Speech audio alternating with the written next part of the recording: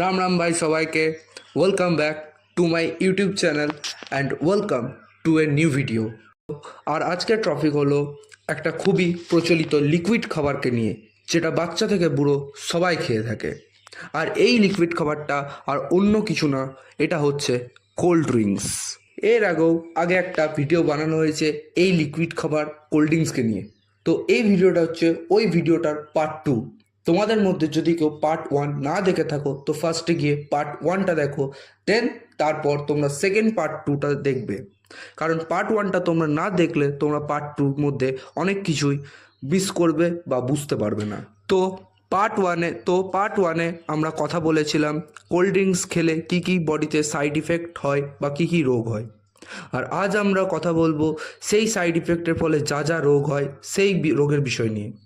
Cold ড্রিঙ্কসের ফলে অনেক রোগই বডিতে হয়, বাট এখানে আমি সব রোগ তো বলতে পারবো না, বাট যেগুলো বেশি তোমাদের বডিতে ক্ষতি করবে সেই রোগগুলোর মধ্যে আমি কিছু রোগ এই ভিডিওতে তুলে ধরবো। যেমন ওজন বৃদ্ধি ও স্থূলতা। কোল্ড ড্রিঙ্কসে প্রচুর পরিমাণে চিনি থাকে, প্রায় 39 গ্রামস মতো চিনি এক বোতল কোল্ড ড্রিঙ্কসে থাকে, যা তোমার ওজন বৃদ্ধির সাথে সাথে বডিতে আরও অনেক ক্ষতি করে।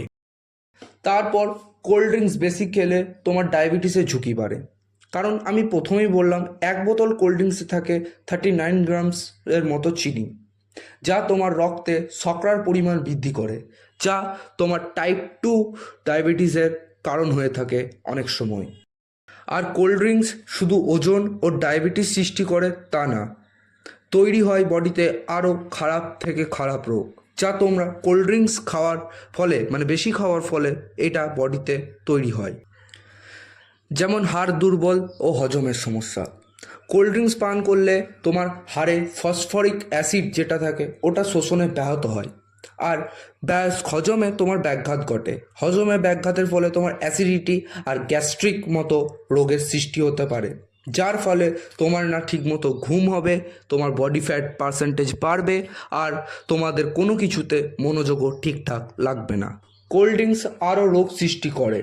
আমি তো তোমাদের কিছু রোগের নাম আর কিছু সাইড ইফেক্ট বললাম, কিন্তু এর সাইড ইফেক্ট আরও খারাপ। আর কোল্ড ড্রিঙ্কস পান করলে এর থেকেও অনেক বড় বড় কঠিন রোগ তোমাদের বডির মধ্যে তৈরি হবে, এবং তোমরা কোল্ড ড্রিঙ্কসের ফলে আরও অনেক রকম সমস্যার সম্মুখীন হবে। এই পানীয় দ্রব্যটা তোমরা যতটা পারবে নিজেদের ছোট ভাই বোন ও ছেলেদের থেকে দূরে রাখো, এবং তোমরাও যতটা পারবে এই দ্রব্যটিকে না খাওয়ারই চেষ্টা করো। এর বদলে তোমরা গ্রীষ্মকালে আখের রস, আমের রস, ছাতুর শরবত, লেবুর রস এসব খেতে পারো। এই সব ফলের রস তোমাদের বডি ও হেলথের জন্য খুবই ভালো। অন্তত কোল্ড ড্রিঙ্কসের মতো এতটা তো ক্ষতিকর করবেই না, কিন্তু এই রস তোমার বডিতে আরও অনেক রকম উপকারিতা নিয়ে আসবে। তো বাস আজকের জন্য এতটুকুই। এটা ছিল part 2 of side effect of drinking cold ড্রিঙ্কসের। তো যদি তোমাদের এই ভিডিওটা ভালো লেগে থাকে তো তোমরা লাইক করো, সাবস্ক্রাইব করো আর শেয়ার করো।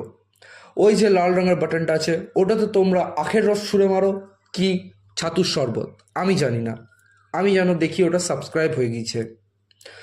তো চলো, দেখা হচ্ছে নেক্সট ভিডিওতে। ততক্ষণের জন্য বাই।